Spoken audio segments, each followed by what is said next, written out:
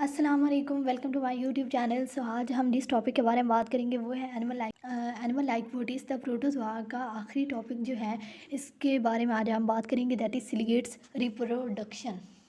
सिलिएट्स के अंदर रिप्रोडक्शन कैसे होती है, इसे बात करने से पहले अगर अभी तक आपने चैनल सब्सक्राइब नहीं किया तो पहले उसको सब्सक्राइब कर दें, लाइक कर दें, वीडियो को कमेंट कर दें और उसके साथ साथ वीडियो को उसके साथ साथ चैनल को उसके साथ शेयर कर दें। तो अब लेट्स स्टार्ट द वीडियो।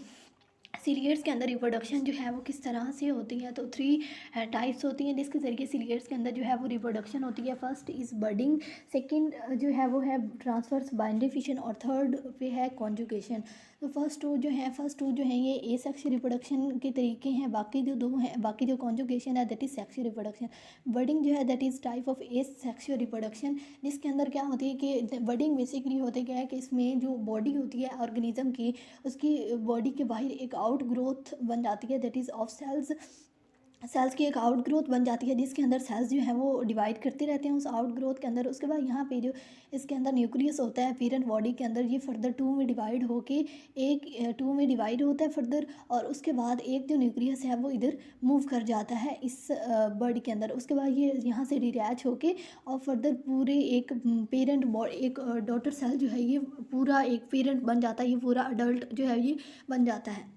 उसके बाद वर्ड्स की 2 टाइप्स होती हैं, एक एक्सटर्नल भी हो सकती है, इंटरनल भी हो सकती है।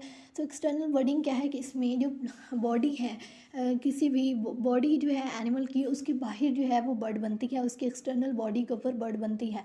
लेकिन इंटरनल में क्या होता है कि इसमें एक्सटर्नल में जैसे यहाँ पे देख सकते हैं आप, इसके बाहर बर्ड बनी हुई है। तो ये फर्दर जो है क्या है कि यहाँ से अलहदा होती है, अलहदा हो के उसके बाद ये यहाँ पे अलहदा हो के अडल्ट बनती है। उसके बाद ये सबस्ट्रेट फाइंड करती है और वहाँ पे ये जो है वो अपनी जगह फाइंड सबस्ट्रेट के ऊपर अटैच हो जाती है।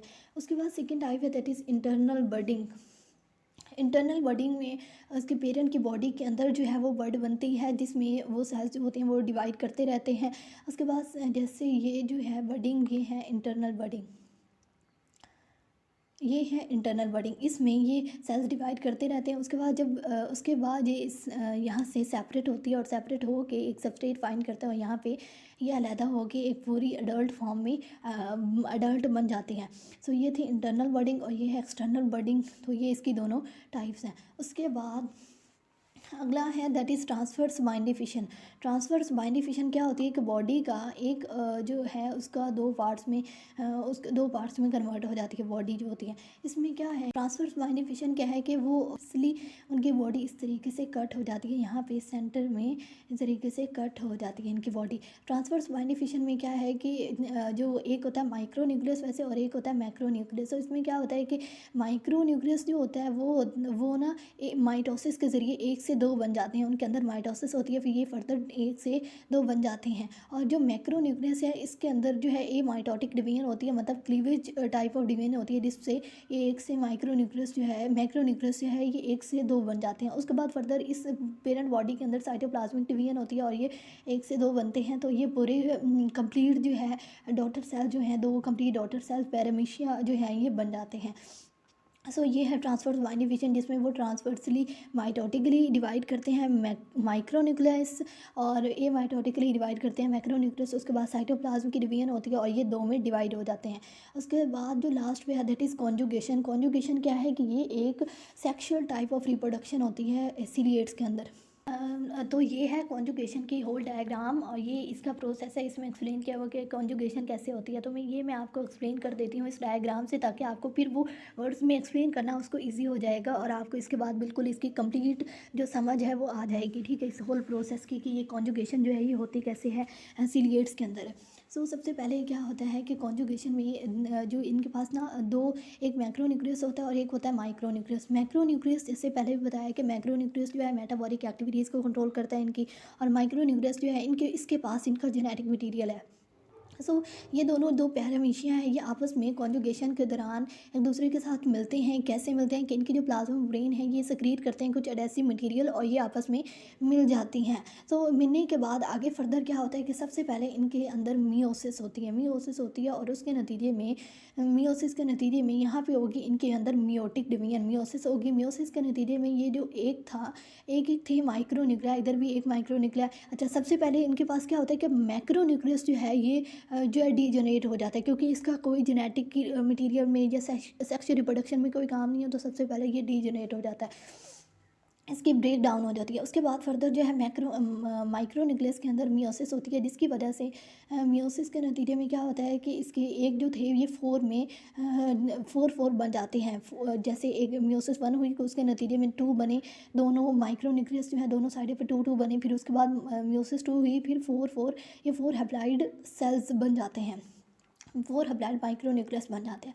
उसके बाद इनके अंदर जो है ये थ्री थ्री दोनों साइड से डीजनरेट हो जाएंगे, इधर से भी डीजनरेट हो जाएंगे और इस साइड से भी डीजनरेट होकर आखिर पे ये एक एक रह जाएंगे। उसके बाद जहाँ पे आगे इनके अंदर माइटोटिक डिवीजन होगी, माइटोसिस होगी, जिसके नतीजे में एक से दो, तो हर साइड पे दो जो हैं वो माइक्रो न्यूक्लियस जो हैं वो बन जाएंगे। तो उसके बाद आगे अगला प्रोसेस क्या है कि ये जो है ये आपस में एक्सचेंज होंगे। जैसे यहाँ पे एक येलो और ये इधर दो येलो हैं और इधर दो ही रेड हैं, तो अगले स्टेप में क्या होगा कि इधर से एक रेड इधर चला जाएगा और इधर से एक येलो इधर आ जाएगा। सो इधर एक रेड और येलो का कॉम्बो और इधर भी एक रेड और येलो का कॉम्बो जो है वो बन जाएगा, क्योंकि इनके अंदर जेनेटिक मटेरियल डिफरेंट है दोनों के अंदर। सो जेनेटिक मटेरियल बेसिकली एक्सचेंज हो रहा है इनके अंदर। सो ये हो जाएगा। उसके बाद आके ये इस स्टेप पे ही इनके अंदर एक्स कॉन्जुगेशन होगी। एक्स कॉन्जुगेशन का मतलब है कि ये पहले मिले थे, सब मिल के जेनेटिक मटीरियल एक्सचेंज हो गया तो दोनों सेपरेट हो जाएंगे। अब यहाँ से हम फर्दर एक को ही लेकर चलें अगर, तो एक को लेकर चलें तो यहाँ पे ये जो आपस में दोनों मिले थे, तो ये दोनों हैप्लॉइड थे, एक भी रेड वाला भी हैप्लॉइड था, येलो वाला भी हैप्लॉइड था। ये दोनों मिलके इन्होंने एक डिप्लॉइड माइक्रो न्यूक्लियस बना दिया, ये बन गया। उसके बाद फर्दर इनके अंदर एक series of multi cellular multiplication होती है। इसमें क्या होता है कि 3 माइक्रो न्यूक्लियर डिवीजन्स होती हैं, जिसके अंदर क्या होता है कि इनके 3 से फर्दर 1 से 8 जो है वो जो माइक्रो न्यूक्लियस हैं वो बन जाते हैं। जैसे एक से पहले दो बने, फिर दो से अगले स्टेप में सेकंड में दो से चार बने, चार से फिर थर्ड स्टेप में 8, तो थ्री जो डिवीजन्स हैं वो एट अ टाइम इनके अंदर होती हैं। सो ये 8 बन गए। 8 में अब आगे फर्दर क्या होगा, इसके अंदर आगे जो होगा वो क्या कि इसके अंदर जो ये 8 थे इनमें से 4 जो हैं ये मैक्रो न्यूक्लियस बन जाते हैं। ये जो पर्पल कलर के हैं ये मैक्रो न्यूक्लियस बन गए हैं। इन माइक्रो न्यूक्लियस से मैक्रो न्यूक्लियस जो हैं ये बन गया, तो 4 मैक्रो न्यूक्लियस बन गया उन 8 में से, और बाकी जो 4 रह जाएंगे वो क्या करेंगे, उनमें से 2 डीजनरेट हो जाएंगे, 2 डीजनरेट हो गए और बाकी जो 2 हैं वो बच गया। तो तो इधर भी 2 माइक्रो न्यूक्लियस और इधर, तो हर एक के अंदर क्या हो जाएगा, ये आगे फर्दर डिवाइड करेगा। एक सेल जो है ये दो में डिवाइड, एक जो है ये दो में डिवाइड करेगा, तो इसमें हर एक के अंदर दो मैक्रो न्यूक्लियस और एक माइक्रो न्यूक्लियस आ जाएगा। इसके बाद ये फर्दर ये वाला भी हर एक, ये दोनों जो हैं ये भी डिवाइड करेंगे। सबसे पहले ये क्या करेंगे कि अपने इस एक एक माइक्रो न्यूक्लियाई को आगे जो है इसके अंदर डिवीजन होगी और ये एक जो है ये 2 में डिवाइड हो जाएगा। सो एक से इधर भी एक बन गया माइक्रो न्यूक्लियस और इधर भी एक माइक्रो न्यूक्लियस, और इसके साथ साथ इनके अंदर साइटोप्लाज्मिक डिवीजन भी होगी। तो हर एक के अंदर आगे हर एक जो है ये आगे 2 में डिवाइड हो जाएगा, 2 सेल्स में डिवाइड हो जाएगा। सो इसमें क्या होगा कि इधर भी एक बन जाएगा और इधर भी एक पैरामीशियम बन गया। सो इसके अंदर भी एक माइक्रो न्यूक्लियस और एक मैक्रो न्यूक्लियस है और इधर भी एक माइक्रो और मैक्रो न्यूक्लियस है। सिमिलरली इधर भी वही होगा कि ये जो एक था ये 2 में हुआ था, तो 2 जो है इनमें से हर एक जो है ये इनके अंदर फर्दर साइटोप्लाज्मिक डिवीजन भी होगी, माइक्रो न्यूक्लियस भी डिवाइड करेगा और ये आगे 2 पैरामीशियम बनाएंगे। सो यहाँ पे 4 हैप्लॉइड सेल्स जो हैं ये इनके 4 पैरामीशियम्स जो हैं कॉन्जुगेशन के नतीजे में इनके पास बन गया। सो ये था कॉन्जुगेशन का प्रोसेस। आई होप कि आपको सारी समझ आ गई होगी। अगर कोई चीज़ क्लियर नहीं है तो आप कॉमेंट सेक्शन में पूछ सकते हैं। उसके साथ वीडियो को लाइक कर दें, उसके साथ साथ वीडियो को लाइक कर दें, सब्सक्राइब कर दें चैनल को। Thank you so much. अल्लाह हाफिज़।